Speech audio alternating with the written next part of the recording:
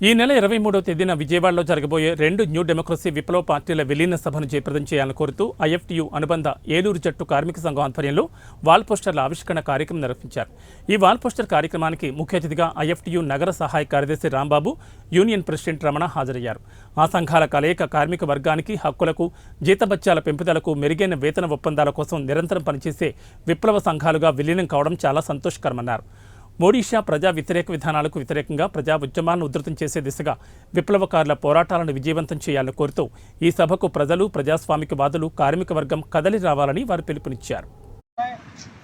రేపు 23వ తారీఖున మళ్ళీ ఈ రెండు పార్టీలు కూడా ఒకే పార్టీగా కలిసి పనిచేయాలని చెప్పేసి తీర్మానం చేసి 23వ తారీఖు విజయవాడ ఎంబీ భవన్ అంటే మాకినేని బసవపున్నయ్య భవనంలో ఈ యొక్క విలీన సభ నిర్వహిస్తా ఉన్నాం.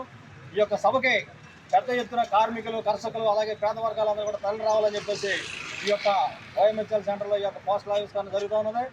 ఎందుకంటే ఈ దేశంలో, భారతదేశంలో నరేంద్ర మోడీ గారు అధికారంలోకి వచ్చిన తర్వాత అనేక కార్మిక వ్యతిరేక నిర్ణయాలు తీసుకోవడం కానీ, అలాగే రైతుల విషయంలో కూడా చాలా నిరంకుశంగా పోతూ రైతులు ఇబ్బంది పెట్టడం కానీ, ఇంకా అనేక మంది పేదలు ఇబ్బందులు పెట్టేటటువంటి పరిస్థితుల్లో సమిష్టి ఆలోచనతో మేధావులు, కార్మికులు, కర్షకులు అందరూ కూడా కలిసి పనిచేయాలనేటటువంటి ఒక ఏకైక లక్ష్యంతో సిపిఐఎంఎల్ న్యూ డెమోక్రసీ పార్టీలు విడిగా ఉన్నటువంటి రెండు కూడా ఒకే పార్టీగా పనిచేయడానికి నిర్ణయించాయి.